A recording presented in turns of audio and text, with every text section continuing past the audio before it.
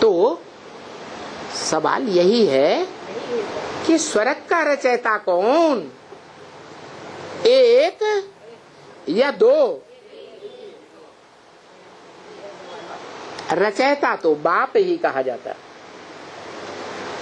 परंतु प्रवृत्ति मार्ग से सुख दुख की सृष्टि बनती है कि बिना प्रवृत्ति के बनती है? तो प्रवृत्ति चाहिए, माता चाहिए या नहीं चाहिए?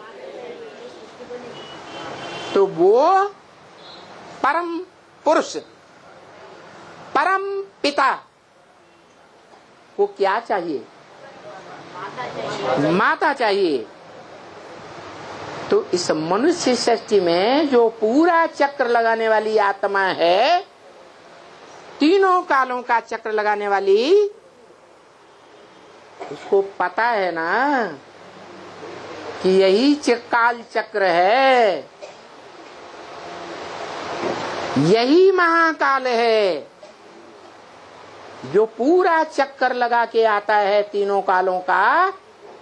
तब मुझे ज्ञान होता है, किसको? शिव बाप को, कि ये तीनों काल का ये चक्र में ये ऐसा ऐसा होता है। तो तीनों काल का ज्ञाता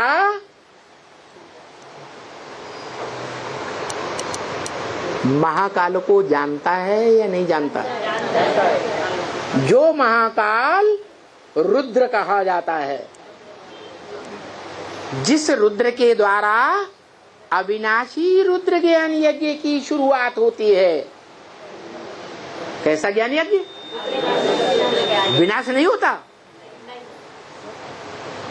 सतयुग त्रेता में भी सार रूप में ज्ञान रहता है, द्वापर कलयुग में भी वो महाकाल मरता नहीं,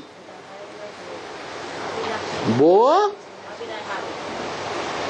द्वापर के आदि में जो वेद लिखे तो वेद व्यास कहा जाता। वेदों में भी पहले श्रीमद् भगवत गीता की रचना हुई। तो गीता में भी लिखा है क्या? व्यास प्रसादात्। ज्ञान किसके प्रसाद से, प्रसन्नता से मिला? व्यास की प्रसन्नता से। वो ही व्यास उन वेदों का, गीता का व्याख्याकार बनता है। शतपथ ब्राह्मण लिखे गए, आरण्यक लिखे गए, पुराण लिखे गए, उपनिषद लिखे गए, और द्वापर से लेकर के कलयुग तक पुराण लिखे गए। ये रामायण महापुराण जो कहा, रामायण पुराण जो कहा जाता है, तुलसीदास के द्वारा कलयुग में लिखा गया ना। तो वो अविनाशी ज्ञान जीवित रहता है या खत्म हो जाता है? ओ हीरो पाटदारी इस सृष्टि रूपी रंगमंच पर कोई न कोई रूप में रहता जरूर। भले सब संग के रंग में आते हैं तो वो भी संग के रंग में आकर नीचे गिरता है। लेकिन बड़े राजा का बच्चा कुसंग में आए और सामान्य पुरुषों के बच्चे भी कुसंग में उसके साथ साथ आए तो ज्यादा पतित कौन बनेगा?